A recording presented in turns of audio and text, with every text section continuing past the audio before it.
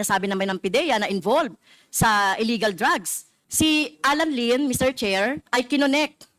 Sorry nakita ko kasi yung kinonect po kay Senator Bongo. Sinabi nyo kanina, si Alan Lin ay involved sa illegal drugs. So, ang ibig bang sabihin, involved din si Senator Bongo sa drugs since kinonect nyo po siya. So, ano po yung ibig sabihin po nung arrow nyo? Yung connection ni Alan Lin at saka ni Senator Bongo po. Gusto ko lang pong malinawan. Ma'am, according to our informant, they are just close friends. That's why you just put it there. They are just close friends. It is not specific that they are involved in drugs. That's why we have these incorporators, just to interlink them. And we are still digging that what we can have against these people. It is not yet complete, ma'am. It is ongoing. Okay. So, si Alan Lin po, close friend. So, alam po ni Bongo ang mga trabaho po ni Alan Lin. Na alam po ni Senator Bongo, dahil sila ay close friends, alam po niya na si Lin ay involved sa illegal drugs. Yun po yung tanong ko. Yun. That will be answered by Senator Bongo, ma'am, not us yet. Because we are still investigating, we do not have concrete proof yet of what their transactions is. Okay. What we have there is just they are just close friends, according to our informant. Okay. Okay. Thank We you do po. not know what they are talking about. They do not know what they are talking about if they are close friends. We are just guessing what they are talking. Pero sorry po Asek Gumban, wag po kayong gagawa ng ganyang matrix na incriminating at kinoconnect nyo tapos ang title nyo ay illegal and pogo drugs connection. At yan po, nilagay nyo rin po yan. Kompletuhin nyo po yung inyong investigation dyan at syempre po yung Mr. Chair, sa AMLA naman, so nakita nyo na po yung meron na po ba kayong inimbestigahan dito sa mga personality on drugs po? AMLA? As regards to kung meron pong money laundering involvement. Sir Chair, based on the presentation, as far as I can recall, there is just one corporation there, the RMCE, where it owns an account that was subject of a petition for civil forfeiture by the MLC related to other subjects, Mr. Chair, who are not on the matrix. Okay, so sinabi na po ni Asek Gumban, Mr. Chair, na it's up for the AMLA to investigate. So, pwede po ba, halimbawa yung si Michael Yang, yung Alan Lin, ay ma-subject din po sa, kung meron po tayong tinakikitang money laundering activity po. Mr. Chair, we will coordinate po with the PIDEA, but then again, for the MLC to have jurisdiction to conduct money laundering investigation, there must be an unlawful activity that has been developed already, Mr. Chair. But as regards to money laundering investigation, then we will coordinate, Mr. Chair, with the PIDEA. Napaka-selective po ng ating mga action po ng ating gobyerno, katulad nitong AMLA, Mr. Chair. Yung mga religious organizations na gumagampan ng kanilang pagtulong, mga services sa mga mahihirap sa iba't ibang mga rural areas, sinabject nyo agad sa AMLA, sinabject nyo agad na ma-freeze yung mga account. Samantalang ito, kung nakikita na natin na sinasabi naman ng PIDEA na involved sa illegal drugs at sinasabi niya naman na sina-challenge kayo na tignan ninyo. So, pwede ba mag-coordinate po, Mr. Chair, ang AMLA at saka ang PIDEA para makita lang po talaga natin na merong talagang money laundering problem dyan po. Mr. Chair, we have a very strong coordination with the PIDEA, Mr. Chair. Okay. So, kailan po kayo mag-iimbestiga? Mr. Chair, O nagsisimula na? we are coordinating with PIDEA, Mr. Chair. Okay. So, thank you, Mr. Chair. So, siguro, for the last manifestation, yung ating pong matrix na pinipresent, it seems that Michael Yang, Alan Lin, Mr. Duterte are connected. At sinasabi ng PIDEA, Alan Lin is involved in illegal drugs and Pogo. Therefore, si Michael Yang din po involved din dun sa Pogo. Iimbestigahan pa rin po ng PIDEA ang involvement ni Michael Yang kasi nakita natin yung sinabi dito ni Mr. Duterte, kay Michael Yang, kung may mapapatunayan sa kanya. Tapos ito po yung tungkol doon kay Senator Bongo. So nakakalito lang po so sana po ay kung tayo po ay mag-iisip, malilink natin sila na involved sila. Okay? So yun lang po, Mr. Chair. Hintayin po natin yung mas malalim na investigation po ng PIDEA. Okay, Mr. Chair. thank you, Congresswoman Castro. So, if I may, Congressman Abante, following the line of questioning of Congresswoman Castro, may I ask the PIDEA that yung point po na when you submit to the committee a matrix, please make sure that the information that you have gathered are enough and sufficient to be able to prove your point. Because the committee is, we have a theory eh. Yung aming theory from the beginning of this investigation tungkol sa drugs ay sinasabi na po natin na meron pong kaugnayan ang illegal drugs dito sa Pogo.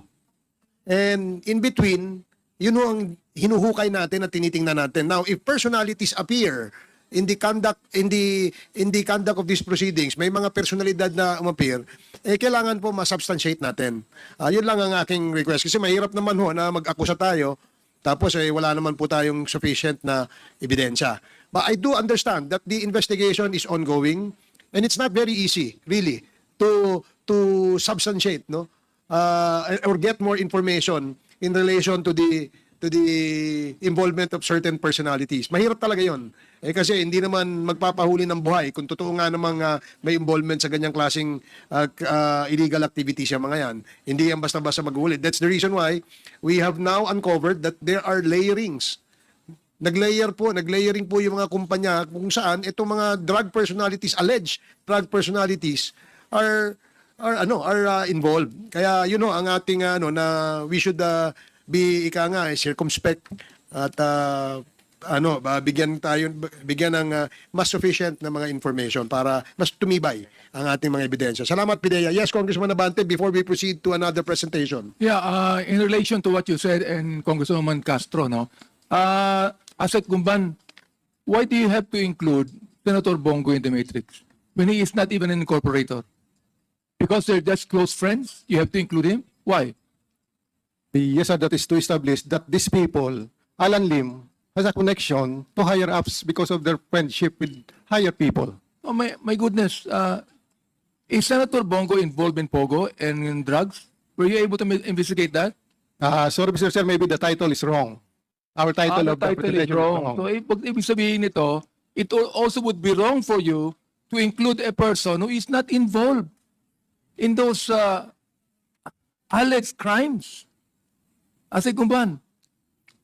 Yes, as I have said, sir, the title of the matrix of our presentation is quite lacking. What we have, sir, is their connections. This Alan Lim, his connections with influential people.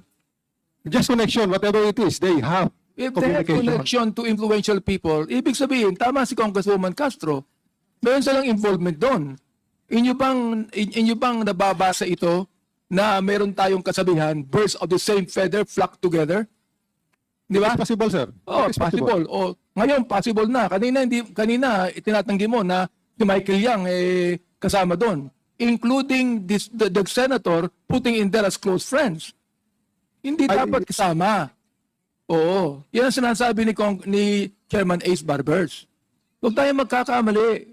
Because we do not want to accuse a wrong person. Asset Gumban. Yes, Mr. Chair. Mr. Chair, Thank you. kung di po involved sa illegal drugs si Senator Bongo, pwede bang sabihin na protector ito ng mga personality ng involved sa illegal drugs? So logic lang po yun. Now, with the To prove- indulgence of Congresswoman Castro, mahirap po kasing kasi nga nabanggit po nila kanina na ongoing naman po yung kanilang investigation. We may probably have our own opinion on the presentation na ginawa nila. No, and there are questions still hanging. And in fairness naman sa kanila, hindi pa naman sila tapos, no. And I would beg the indulgence of Congresswoman Castro that to give them more time to submit to the committee kung ano ang kanilang findings. Sabi ko nga kanina, it is difficult really na magbanggit tayo ng pangalan na wala tayong sufficient na ebidensya. So I yield to the wisdom of our chair, Mr. Chair. Maraming salamat po, Congresswoman Castro. Since the good Congresswoman is the last interpolator on the first presentation of PIDEA, now we can move on to, you still have another presentation, PIDEA? Yes, Mr. Chair, regarding Domoy clandestine laboratory. Where is Domoy? Where is Domoy? Domoy, sir, is the place where yeah, the clandestine I remember. laboratory was raided by PDEA in Davao City. Sige That was po. in 2004, sir.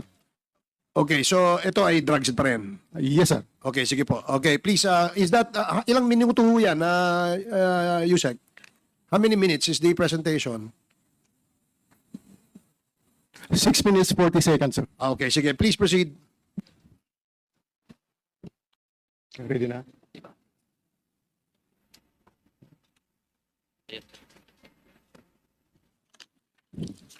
Mr. Chair, Your Honors, this presentation covers the chronology of events from December 31, 2004 to January 5, 2005, based from PDEA Blatter, Dumoy case folder, and from other sources. On the screen are the locations of the Dumoy clandestine laboratory, location of 2 warehouses, and Arlene apartment, all in Davao City.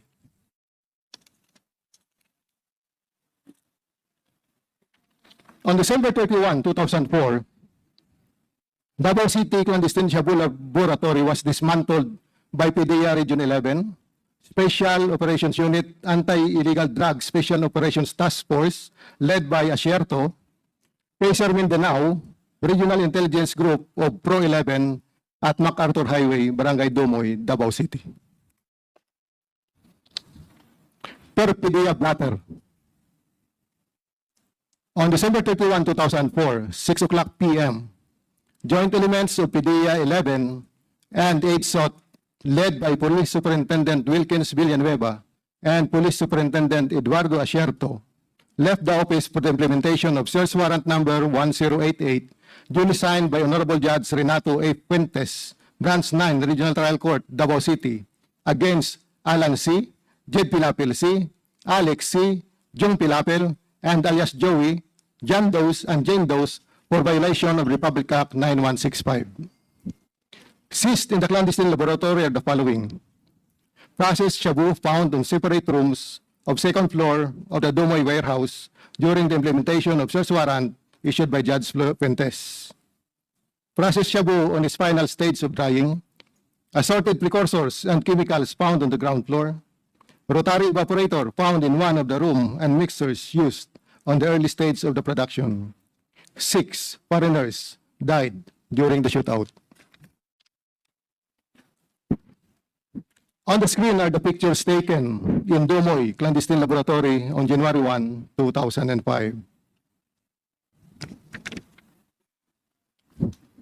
Based on PDEA Blatter, January 1, 2005, 10:35 a.m., PDEA personnel left this office led by SPO3 Baltasar Carillo, with BID personnel led by Police Superintendent Winnie Kidato, proceeded to Arlen apartment in Torres Street, Obrero, Davao City, to follow up on dismantled clandestine laboratory. Still on January 1, 2005, 11 o'clock a.m., PDEA personnel and BID personnel returned office and endorsed the following persons, namely: Jed Pilapil C., 29 years old;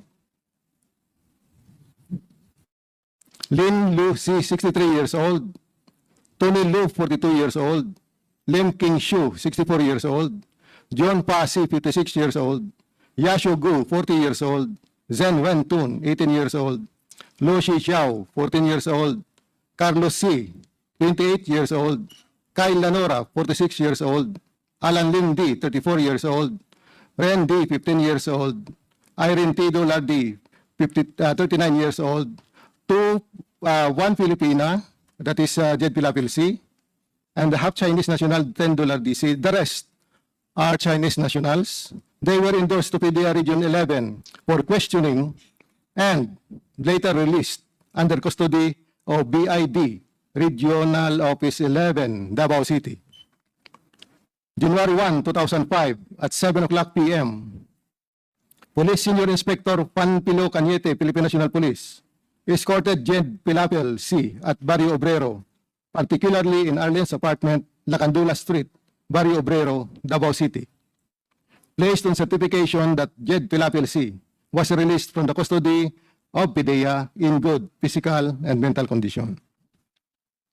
Still based on PDEA Blatter, January 4, 2005, 11:45 a.m., joint elements of PDEA Region 11, AIDSOT, and RIID, or Regional Intelligence Investigation 11, led by Police Superintendent Wilkins Villanueva, Police Superintendent Asierto, and Police Superintendent Aquino, respectively left this office for the implementation of search warrant number 1091 in Agdao, Davao City. Still based on PDF Blatter, the subject of search warrant number 1091 in Agdao, Davao City are Alan C., Carlos C., Jed Pilapil C., Jong Pilapil, and Alex Kim for violation of Republic Act 9165. The operation resulted in the dismantling of the chemical storage facilities and the confiscation of assorted controlled precursors and essential chemicals and equipment. On January 4, 2005, 12:50 p.m., SPO 3B Carillo endorsed the leading person of one Jed Pilapil C in good health and good physical condition. January 4, 2005, Carlos C. was turned over to duty custodial guard in PDEA. That is at 2:20 p.m. Still based on PDEA Blatter, January 5, 2005, 12:35 p.m. PDEA operatives left the office bound to Bunawan area, Davao City, to conduct anti-drug operation. Air scrubber, na laboratory equipment used to mask the foul odor emitted during the initial stage of the process, found at the Politics Industrial Corporation compound in Bunawan, Davao City, owned by Alan C. This photo was taken on January 5, 2005, after the anti-drug operation in Bunawan Warehouse, Davao City. That ends my presentation. Thank you. Okay, thank you, Yusek Gumban. Clarification lang. Why are you saying it's blatter? Wala bang report sa PIDEA? Bakit laging PIDEA blatter? At that time, sir, we are not yet linked through computers, so it is in the blatter, always in the blatter. So all anti-legal drug activities that time were hindi pa what do you call this? Hindi pa PIDEA ang nag-store ng mga reports. We have still the PDEA already, sir, at 2002, but the personnel there in PDEA are all loaned from the Philippine National Police. Okay, let me ask si former DG of the PIDEA, Wilkins Villanueva. So when did you assume as Director General of PIDEA? I was appointed May 22, 2020, Mr. Chair. 2020. Yes, But in Mr. 2004, during that trade, you were already an operative of the... I was the regional drugs. director of the PIDEA Regional Office 11. So PIDEA ka na nun. At the same time, PACER kasi ako nung police pa sir ako noon eh. What is PACER? PACER, Police Anti-Crime Emergency Response. Okay. So, Yun yung pumalit sir sa PAOK, CTF. okay. So PACER, which also covers drugs. Lahat yun sir, lahat. So lahat ng anti-illegal, anti-criminality Yes, activities. Mr. Chair. So you were the regional director. Yes, Southern Area Office. Southern part of Mindanao, Mr. Chair. Okay. So you were part of the team that raided the Dumoy apartment. Apartment ba yun o warehouse? I led the Okay. operation, Mr. Chair. Okay. And during that operations, merong kayong na-apprehend ng mga Chinese nationals. Wala kaming na-apprehend during the operation, Mr. Chair. And Operation on December 31, doon yun sir sa Dumoy Clandestine Laboratory. okay. So may 6 na namatay doon, Mr. Chair. yan ang I was referring to that. Yes, If Mr. meron Chair. pa bang iba? Wala na, Mr. Chair. So Dumoy lab, clandestine Yes, lab clandestine lang. laboratory, Okay. Mr. Chair. Walang Chinese nationals na apprehend doon. Wala po, Mr. Chair. But there were Chinese nationals who were killed. That was on Arlene Apartment. At Arlene Apartment, Mr. Chair, kung saan doon nakatira yung grupo na, yun yung unang nilapagan, Mr. Chair, ng grupo na galing sa Maynila na we received information from the USDEA that Chinese nationals were arriving at Davao City. So, sinundan namin at doon lumapag, Mr. Chair. Doon kami nag-umpisang magtrabaho sa Arlene Apartment. So ibig sabihin, nagkaroon ng enkwentro, nagkabarilan doon sa Arlene apartment? No, Mr. Chair. Arlene Apartment is in Agdao.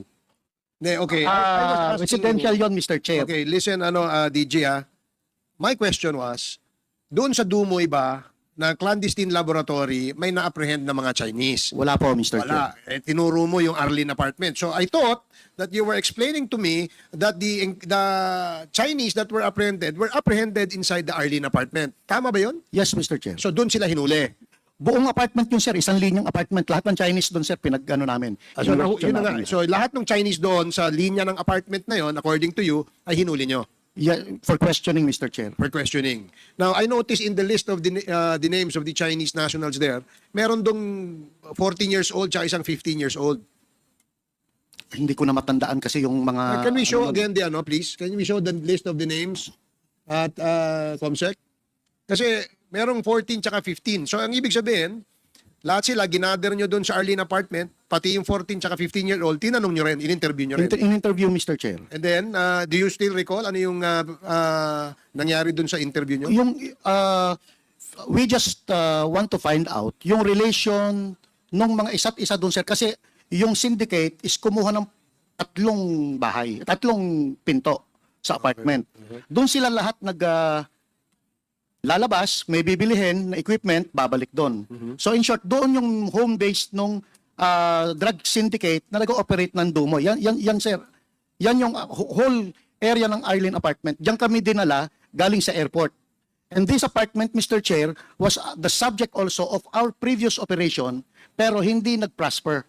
So alam namin itong apartment na ito. In fact, Mr. Chair, nagpapasok pa kami ng nagpa-employ pa kami ng tao dito, Mr. Chair, para araw-araw meron kaming lookout as katulong ng one of the apartments, Mr. Chair. So what we did, lahat ng naandon na Chinese looking na nagre-reflect sa aming mga surveillance camera, pinag-i-invite namin, Mr. Chair, to find out more dun sa post-operation investigation.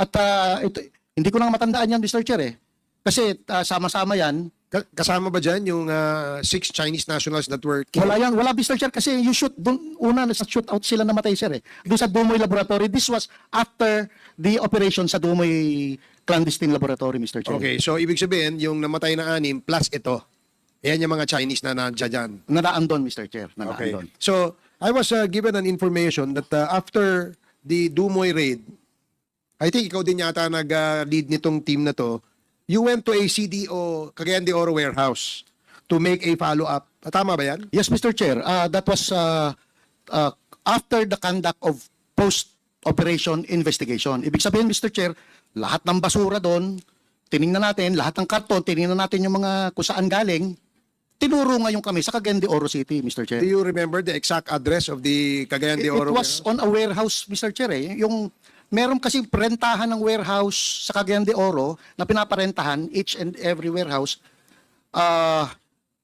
Doon namin nakita yung iba pang laboratory equipment? equipment. Okay. Ang thinking ko, Mr. Chair, is after sa Dumoy Laboratory, mag-establish sila na another laboratory Sa Cagayan, sa Cagayan de Oro. Okay. Do you recall kung sino may-ari ng warehouse? Same, Johnson Chua, Mr. Johnson Chair. Chua rin. Yes, sir. So, ang ginagawa kasi modus nila, Mr. Chair, is pag naubos na yung chemicals sa isang area, hindi na sila maglilipat. Kukuha na naman ng bagong chemicals doon sa ini-establish nilang laboratory. So, hindi sila natapos dito dahil na-stop na nga sir yung operation nila. If you can see doon sa presentation nila, there was another warehouse doon sa Agdao naman, Mr. Chair. Naka-ready yun for that clandestine laboratory. This clandestine laboratory, Mr. Chair, is just 5 days old. Yung Agdao? Yes, no, in Dumoy. Okay. Kasi from the start of the manufacture, 5 years, kaya walang nang nailabas doon, Mr. Chair. Walang nailabas na gamit or drugs doon dahil naagapan namin. Otherwise, uubusin nila lahat ng chemicals na naandun sa Agdao na warehouse. And also, doon sa Polytex naman. Kasi kung makikita nyo, merong malaking air scrubber doon, Mr. Chair, doon sa Polytex, sa Bunawan, yun yung ilalagay nila sa Cagayan de Oro. And they will be building a bigger laboratory, bigger than that in Dumoy, Mr. Chair. So, sa iyong palagay, konektado yung Dumoy, Agdao, and then the one in Cagayan de Oro? Yes, Mr. Chair. So, yan ay sindikato nung Mr. Chair, sinasabi? dinala kami doon. 24/7 na kasi yung coverage namin doon sa grupo. So there were times from Davao City, dediretsyong Cagayan de Oro. Yung tao natin, sir, susunod hanggang Cagayan de Oro. Mag-check, uutos na agad ako na mag-check-in ng hotel at magbibili na ng damit agad, Mr. Chair, dahil ang bit-bit nila kung ano yung suot lang nila eh. Okay. So talagang coverage yun. For 3 months covered, 24/7 yung operation na yun. Who was the main personality doon sa inyong 24/7 ninyong monitoring? Si Alan C. is the operations officer. Siya yung bumibili ng mga freezer, ng iba't ibang gamit. Si Jed Pilapil C, convicted na ito, nakakulong na ito, sir. Yung asawa ito. Asawa ni Alan Okay. C. Kasama rin sa bumibili ng gamit. And si Jong Pilapil, kapatid ni Jed C, ganun din, sir. Procurement officers din So sila. si Jed Pilapil si Pilipino yan, no? Yung Jong Pilapil ay Pilipino. Pilipino rin yan. Ang asawa niya ay si Alan C, Alan who C. is a Chinese national. Yes, Mr. Now, Chair. ang ibig niyo sabihin, yung Dumoy, Agdao, and Cagayan de Oro, si Alan C. And family yan. Walang ibang personality na involved. Maybe a financier or the owner of the warehouse, yung mga ganyan. Anong... We believe, Mr. Chair, si Alan C. is only in Cagayan de Oro base. Siya yung operations officer doon. But ang main player doon is si Johnson Chua. okay. Yun yung Johnson Chua that was presented as the alleged mastermind. Yes, Mr. Okay. Chair. Siya rin yung siya rin yung nag-rent doon sa Cagayan de Oro City. For the information of the body, Mr. Chair, binayaran nila yung Cagayan de Oro City ng warehouse cash 1 year. Okay. Pero hindi pa nila tinirahan yun. Naglagay lang sila ng mga gamit doon, Mr. Chair. And na-recover niyo yung mga gamit? Yes, Mr. Chair. Ano yung mga gamit? Ganun din, sir. Kung ano yung nakita mo dito sa laboratory, ganun din yung Ang naandun. ano yun? Pang-laboratory? Laboratory, Shabu. ano, sir. Okay. So, is Johnson Chua a Chinese Filipino or I believe Chinese? he's Chinese National. national, Okay. Mr. Chair. So, what are the other information you have gathered kay Mr. Johnson Chua? Ganito kasi yan, Mr. Chair. We were overwhelmed. Kukunti lang ang PDEA noon. Yung age SOT ni Colonel Asierto is 6 lang sila, sir. Isang team lang sila. Overwhelmed talaga kami ng trabaho. Now, yung nakita na namin, Mr. Chair, na nagdadry na sila, on the drying stage na sila, sir, we immediately applied for search warrant kay Judge on December 29 of 2004. The search warrant was granted by Judge Fuentes. So initially, ang tutok ng buo, kukunti lang kami nun, sir, less than 28 lang ang PDEA nun sa Region 11. Ang tutok namin is yung laboratory. But we know na merong mga different warehouses na binibisita. 5 warehouses yun, Mr. Chair, yung pinocover namin. 3 doon, 2 doon na warehouse, nag-positive, tsaka isang laboratory. So inuna namin yung laboratory. Kaya kung makikita nyo doon, Mr. Chair, December 31, we conducted the anti-clandestine laboratory operation doon sa Dumoy. Natapos yun, Mr. Chair. Immediately, pumunta kami ngayon sa warehouse, doon sa Arlene apartment. Nung gabi na rin yun, Mr. Chair. Para maagapan, baka makuha namin yung mga naando na sino-surveillance namin, baka makita namin doon sa apartment. Kasama na po doon si General Simeon Dizon, kasama doon si Mayor Duterte, kasama... Yan, yung nasa pictures kanina. Yes, Yeah, yes, okay. Mr. Chair. So, nag-backtrack, post-investigation, nakita namin yung sinubaybayan namin another warehouse sa Agdao, nag-apply na naman kami ng another warrant for that. That is why January 4 na i-implement yung sa Agdao, Mr. Chair.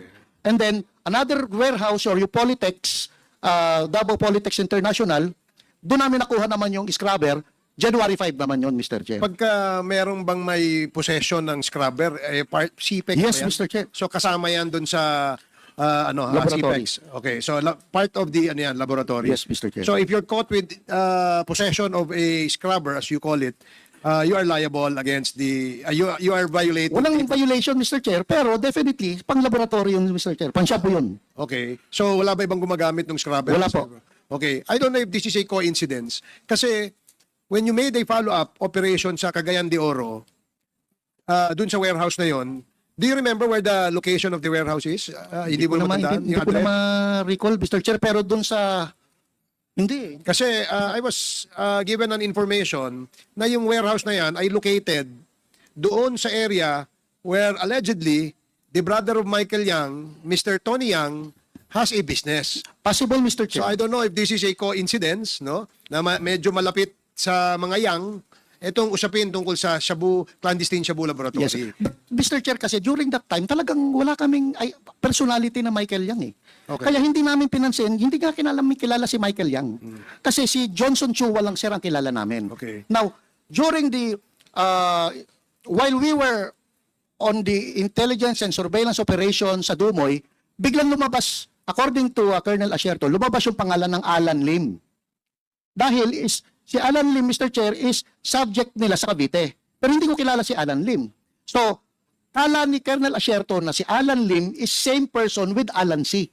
Kaya, nasa Manila si Colonel Asierto, so tinawagan niya ako, Bok, si Alan si nahuli. Sabi ko, paano mahuhuli? Nandito yan. Nasa Arlene apartment eh. So, it came out na si Alan Lim na alleged owner ng Cavite Clandestine Laboratory is different from Alan C. sa Davao Dumoy Laboratory, Mr. Chair. But, si Michael Yang wala doon sa personality, Mr. Chair eh. Kasi kung naandun siya sa personality, Mr. Chair, kasama siya sa kinuha namin. So, wala- Kasama siya doon sa listahan na naandun, Mr. Chair. Wala kayong mga Wala, information wala, sa Mr. Chair. intelligence reports, wala siya. Wala po. walang- But si Johnson Chua, Mr. Chair, ang main player. Is there a That we thought connection during or that link time. between Johnson Chua and Mr. Michael Yang? Wala po, Mr. Chair. Wala? No business transactions? Nothing? We did not conduct the post-operation investigation on Michael Yang because wala nga siya sa personality namin, including sa HSOT personality. Kasi When you did your intel gathering against Mr. Johnson Chua, wala kayong nakita na Michael Yang doon. wala po. So you're telling us that Michael Yang is not in any way, as per you, not connected with Johnson Chua syndicate. Michael Yang is not collected in Dumoy Laboratory. No, overall. Kahit na, I'm in charge of the Dumoy, Mr. Chair. Wala naman akong pakialam sa buong Pilipinas eh. Regional Office 11 lang ako, sir eh. So, doon ako sa Dumoy. And we made sure ni Colonel Asierto, sino yung personality niya, sino yung personality ko. Wala namang Michael Yang doon. Kasi kung naandun yung Michael Yang, hahanapin namin. Maliit lang ang Davao, Mr. Chair eh. Hanapin namin. But si Johnson Chua, lumabas kasi yung pangalan ni Johnson Chua doon sa toll record na nakita na nasa Davao City. So we identified na naandun yung Johnson Chua. But hindi pa namin namumukaan kung sino yung Johnson Chua during that time. Kasi focus kami, Mr. Chair, sa laboratory. Nakatakas yung Johnson Chua na sana nakuha namin, Mr. Chair. Kasi nung January 1, nagdatingan lahat ng big sa Davao City, sir eh. Naandun si late General Reyes, naandun si DG Abinido, naandun si General Aglipay, naandun si General De Leon. So naandun lahat. Instead of me conducting post-operation, intelligence operation, investigation, nag-entertain kami, sir, ng bisita on January 1. Doon nakatakas si Johnson Chua, sir.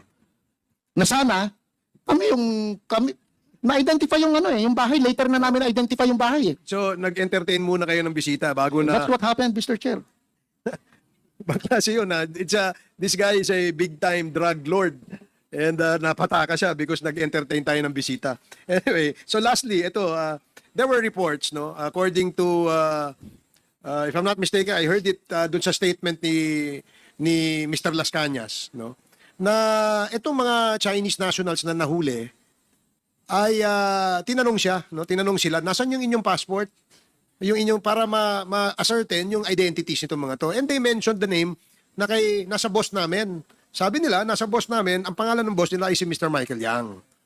So, and that actually is the information na nakuha ng informer. Kaya nalaman natin na itong si Michael Yang ay may malaking posibilidad na involved dito sa Johnson Chua drug syndicate. Mr. Chair, si Las Cañas wala doon sa operation. Wala nga, hindi ko nga nakita during 3 months of operation namin yung mukha ni Las Cañas eh. Kaya hindi ko alam kung saan nanggagaling yung sinasabi niya eh. Okay, so sige, that's noted. The next to interpolate is Congressman Keith Flores. You have 10 minutes. Thank you, Mr. Chair. Mr. Chair, I just want to follow up lang on the issue of Alan Lim, sir. Because I remember in the previous hearing, Director Wilkins Villanueva, you testified that he's not the same person that had a case filed in Pampanga ba yan, or saan yan? Cavite, Mr. In Chair. Cavite. Do you confirm that statement pa? Mr. Chair, ang ginamit kong basis doon, Mr. Chair, is yung SOI na ibinigay ni Captain Perote sa PIDEG, sa HSOT. So, Can you tell me what's an SOI? SOI. summary of information. So, inilagay niya doon sa kaliwa, si alleged Alan Lim, inilagay niya doon sa kanan, yung Alan Lim na kasama ni President. Ang laki ng diferensya, sir eh. Yung Alan Lim sa kaliwa, nakatikwas sir yung ilong eh. If you can, naandun sir sa ano? Ang basis naman ng distinction nyo, sir, is just the photograph.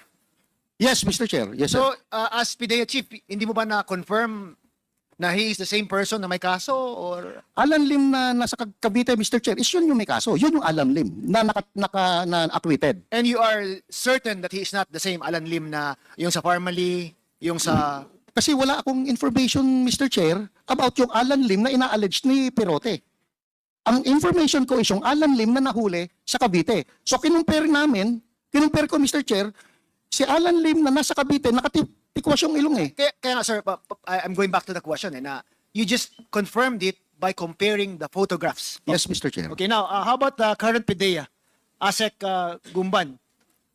Sir, can you make a definitive distinction, no? Kung si Alan Lim na nung may kaso sa Cavite is the same person as the Alan Lim that we have in the Parmali mess and in the pictures with the president, the former president rather.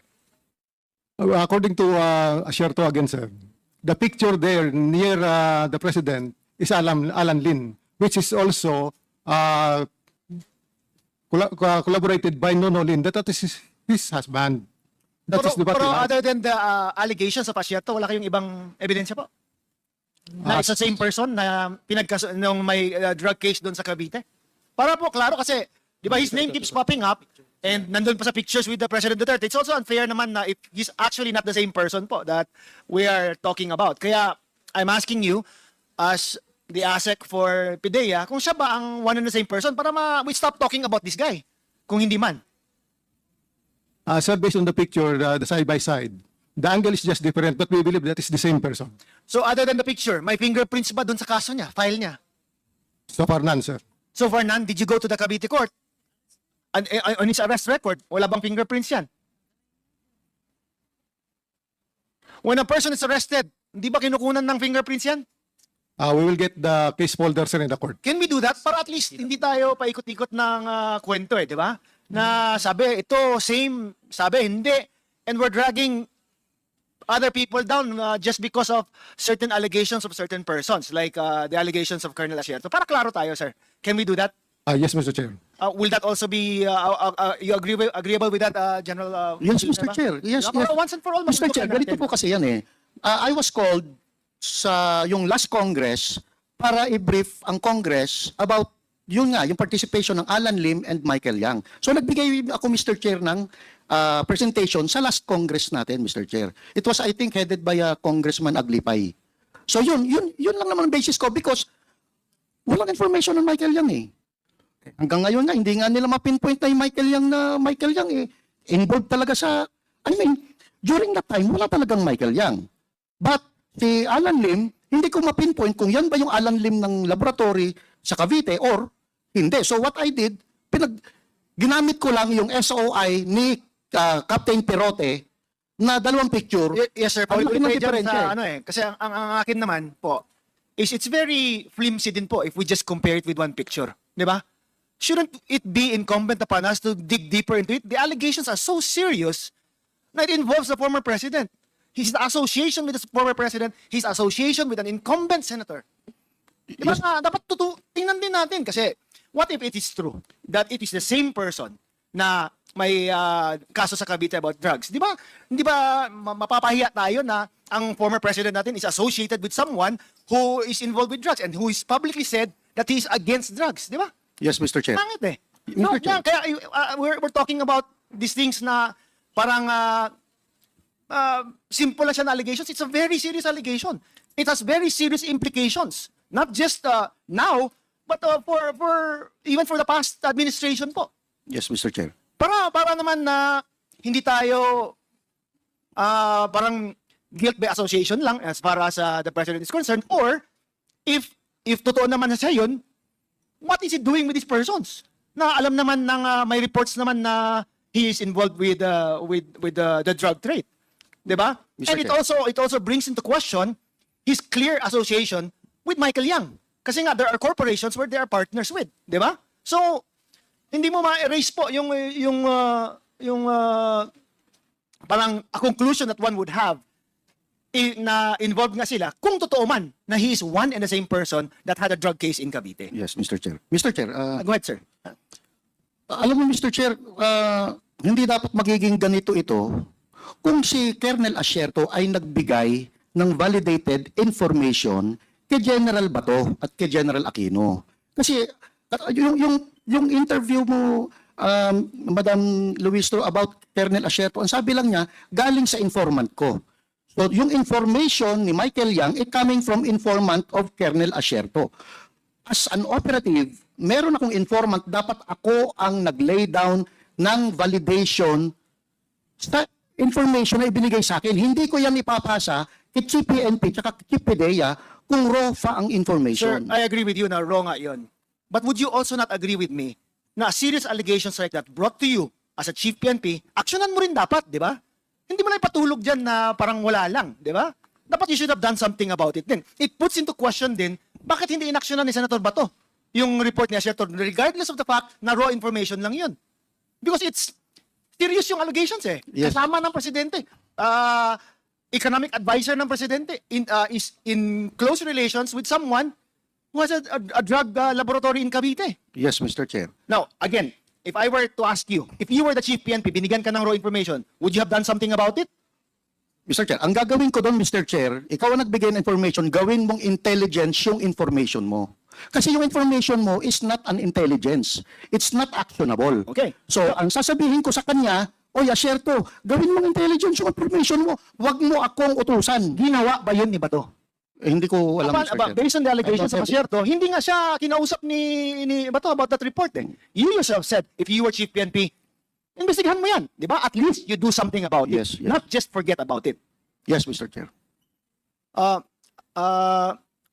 So yung questions naman on yung 11 pa nga daw na nahuli on the apartment, not in Dumoy na this time, di ba? Yes, Mr. But Chair. supposedly it was an offshoot of that Dumoy raid. Tama po ba?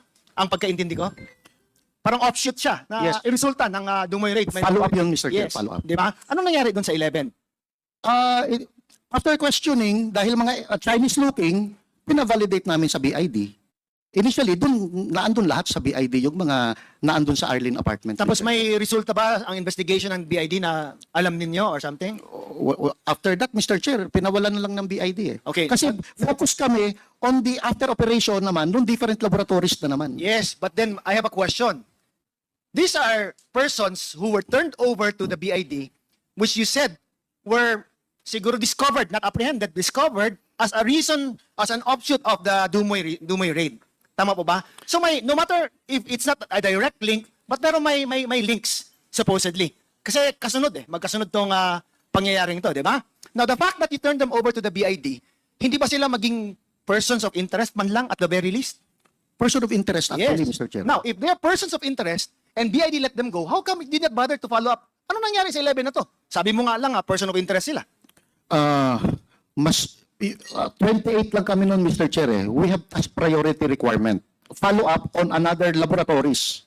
Kasi nga, ang dami na namin nakuhang supposed anti-clandestine laboratory operation. Ang dami ng different areas na pwedeng... Pero nagbunga na. Oh, yes, It leads Mr. to Chair. other areas. Dapat sa kanila na yun, Mr. Chair. Dapat feedback kanilang nila kami dahil focus na kami doon na talaga sa ano, sir, Mr. Chair. Just to find out, kasi meron naman Davao City Police Office, Mr. Chair. Sila na yung nag-take charge doon sa... Sir, you were the lead agency that time. Yes, Mr. Chair. But again, that's priority requirement. Mas priority ko yung next laboratory kung saan kami pupunta. Okay, I understand na mas important yung next laboratories. But again, I'll go back to your assertions kanina na they were persons of interest. Yet, they seem to have just been forgotten like bula lang na nag-vanish into thin air. We don't even know what happened to them. Is BID here?